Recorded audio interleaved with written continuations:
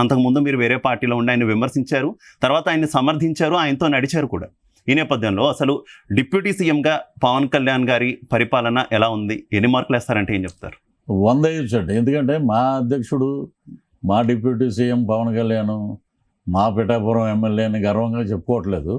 ఎందుకంటే tribal area, ఇంచుమించు 70 ఏళ్ళ నుంచి ఎవరు అక్కడికి మనకి నడిచిన వాళ్ళు లేరు. అంత నక్సల్స్ మావోయిస్టుల ఏరియా, అరకు ఆ పక్కనంతా. అక్కడ ఆయన బురదలో దిగిపోయి నడుచుకుంటూ వెళ్ళిపోయాడు. దగ్గర ఒక 100 కిలోమీటర్లు ఇంచుమించు రోడ్లు మరమ్మతులు. ఈ రోజున ఒక ట్రైబల్ అతన్ని అడిగితే, మేము వెళ్ళినప్పుడు అడిగాం, ఒక డెలివరీ ఉమెన్ని మనం తీసుకుని వెళ్ళాలంటే ఒక కావిడి మోసుకున్నట్టు 6 కిలోమీటర్లు వెళ్ళి ఒక నది దాటి హాస్పిటల్కి వెళ్ళాలి, గవర్నమెంట్ హాస్పిటల్కి. సో ఈ మధ్యలో ఏదైనా అవ్వచ్చు, ప్రాణాపాయం జరగవచ్చు.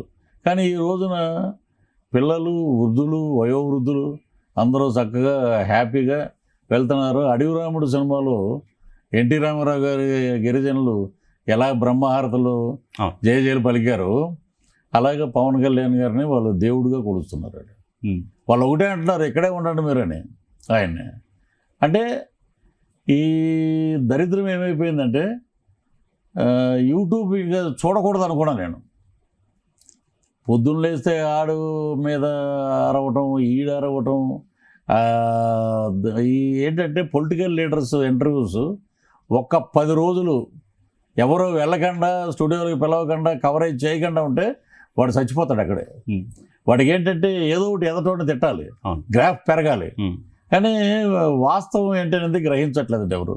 ఈ రోజున పంచాయతీ శాఖలో మీరు అడిగారు కాబట్టి చెప్తున్నా, అటవీ శాఖలో పంచాయతీరాజ్ దీంట్లో అద్భుతమైన డెవలప్మెంట్ తెచ్చారు పవన్ కళ్యాణ్ గారు. ఇక్కడ పవన్ కళ్యాణ్ గారితో నడుస్తున్నారు, అక్కడ విజయ్ గారితో కలిసి నటించారు. సో ఇక్కడ ఉప ముఖ్యమంత్రి, అక్కడ ముఖ్యమంత్రి, ఇద్దరితో కూడా అనుబంధం ఉంది.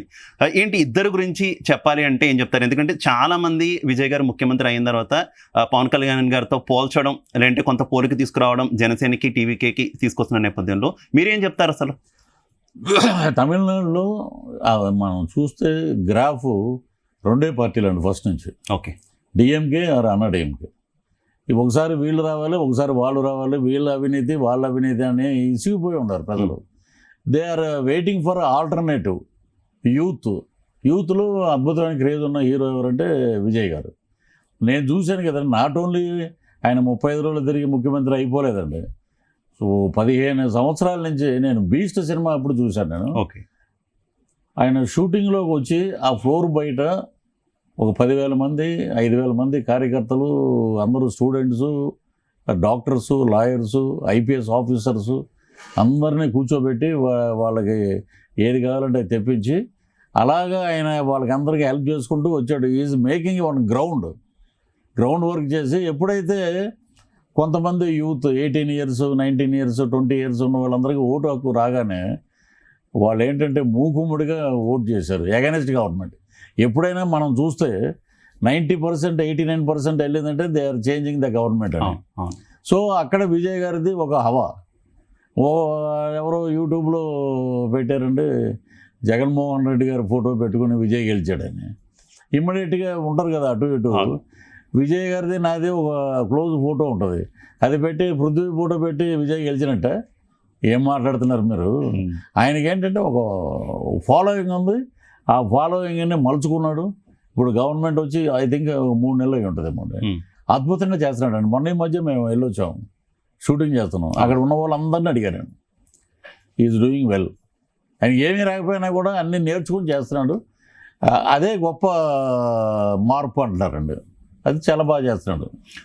పృథ్వీ గారు, మీరు ఇందాక నేను ప్రస్తావించినట్టే ఇతర పార్టీలో, వేరే పార్టీలో ఉన్నప్పుడు మీరు జనసేనని కొంత విమర్శించారు, విధానాల పరంగా విమర్శించినటువంటి పరిస్థితి, పవన్ కళ్యాణ్ గారిని విమర్శించినటువంటి పరిస్థితి. కానీ ఆ సిచ్యువేషన్ వచ్చిన తర్వాత మీరు ఎప్పుడైతే మళ్ళీ జనసేనలో జాయిన్ అయ్యారో, ఆ తర్వాత కేవలం సినిమా అవకాశాలు తగ్గిపోయాయి కాబట్టి పృథ్వీ గారు ఇలా జాయిన్ అయ్యారు. కేవలం మీ మీదనే కాదు, మెగా ఫ్యామిలీకి ఎవరైనా వ్యతిరేకంగా ఉంటే చిత్రసీమలో వారికి ఆఫర్లు ఉండవు, అవకాశాలు తగ్గిపోతాయి అనేటటువంటి ఒక విమర్శ ఎక్కువగా వాళ్ళ మీద ఉంది. నిజమా? అసలు పార్టీ పరంగా మీరు అన్నట్టు సిద్ధాంతాల పరంగా మాట్లాడాం, కానీ అప్పుడు వ్యక్తిగత విమర్శలు చేయలేదు. నేను చేయలేదు. ఇప్పుడు కొంతమంది లిస్టు తీసుకుంటే చాలా దారుణంగా మాట్లాడారు మెగా ఫ్యామిలీ గురించి. Hmm. చాలామంది మీకు తెలిసే ఉంటుంది వాళ్ళందరూ. మెగా ఫ్యామిలీని విమర్శిస్తే సినిమాల్లో అవకాశాలు ఉండవు అనేది 100% తప్పు అన్నమాట. నేను వైసీపీలో ఉన్నప్పుడే చిరంజీవి గారిది సినిమా సురేందర్ రెడ్డి గారు డైరెక్ట్ చేశారండి. అది పేరు సైరా నరసింహారెడ్డి. అయ్యా దాంట్లో నాది ఇంపార్టెంట్ క్యారెక్టర్. అప్పుడు నేను వైసీపీ దీంట్లో ఉన్నా.